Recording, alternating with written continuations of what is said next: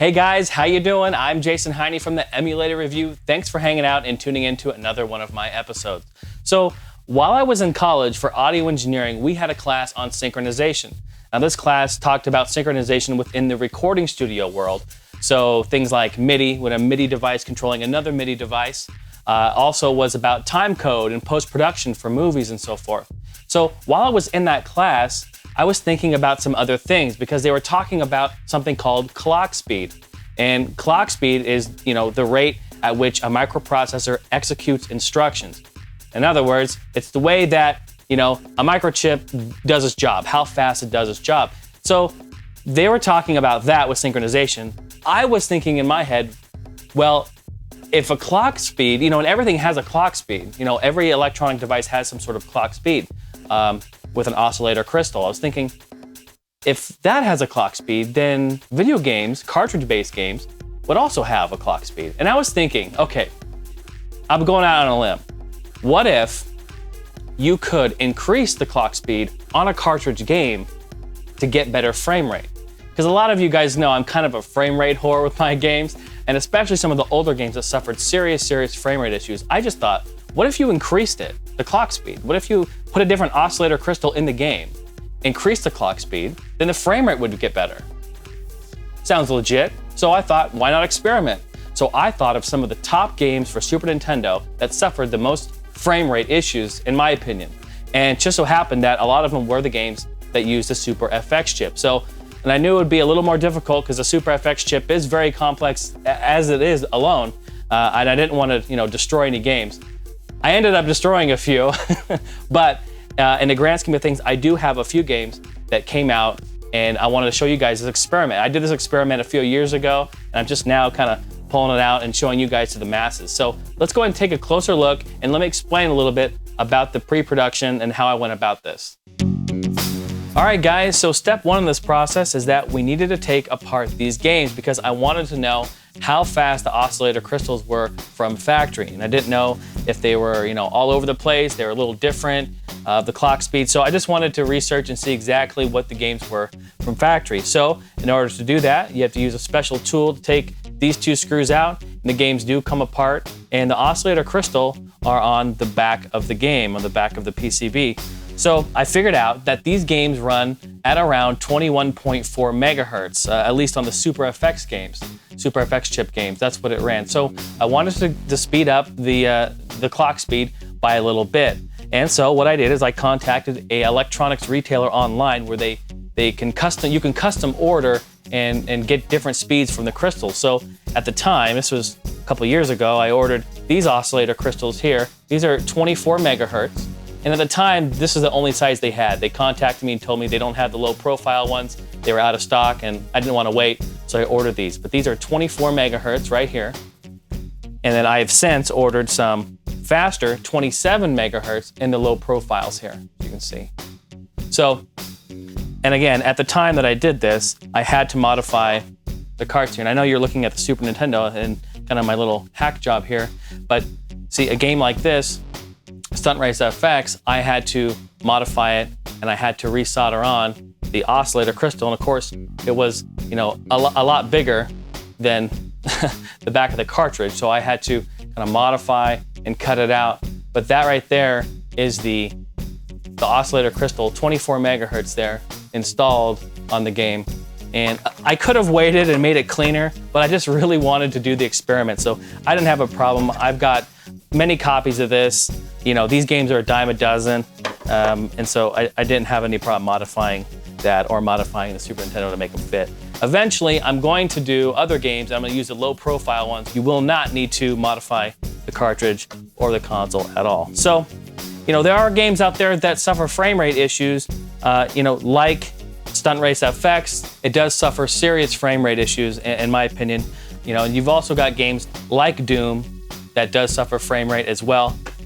And then moving on to even, games like Vortex, games like Super Mario World 2, Yoshi's Island, which uses the Super FX 2 chip, and that does not suffer any frame rate issues. There would be no need to do it there. Just wanted to mention that it does use the Super FX chip for all those cool effects that it does in the game there. And then there's other games like Dirt Track FX, which does suffer some frame rate issues using the FX chip. And then another game by THQ that doesn't use the FX chip, but suffers serious lag, and that's Race Driving, also hard driving, known as hard driving, but that may be something to look into as well. So I went ahead, I did these 2 games. Currently, I did Stunt Race FX, and I also did Vortex, both modified, modded out, and clocked at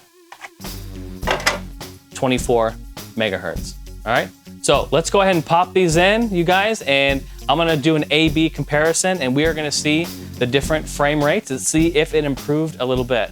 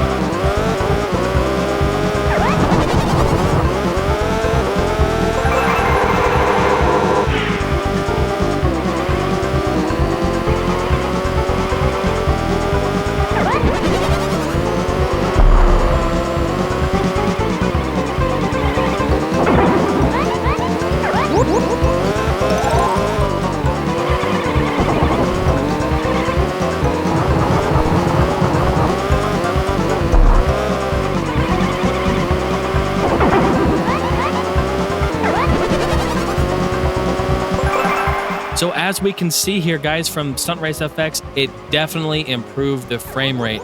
I prefer playing it this way without a doubt.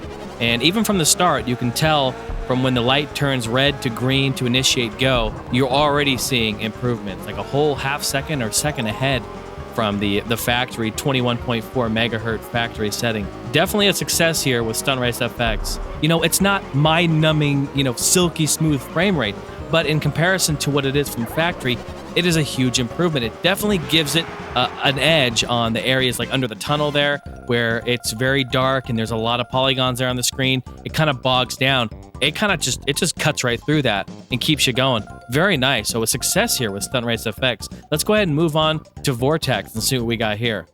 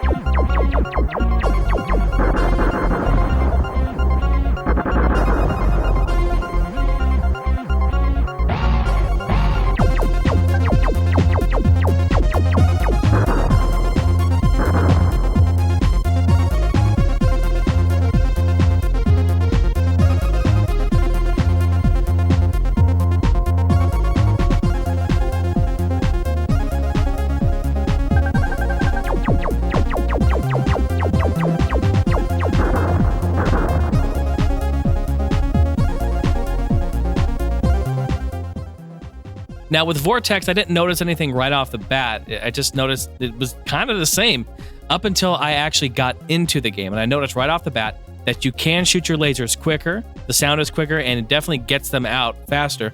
And I also noticed that the pacing is faster. If you guys have played this game, then you know that with Vortex, you kind of cruise in outer space until enemies come at you, and you kind of have to hunt for them in a way. Well, the hunt time, per se, is definitely decreased. It's a lot shorter, and enemies do come quicker. And I think you can notice that slightly in this comparison. So I think it's a good enhancement. I really wonder what this one would do with like a 27 megahertz oscillator, and I wonder what that would do. And so, but Vortex definitely it's more enjoyable. I would give it that.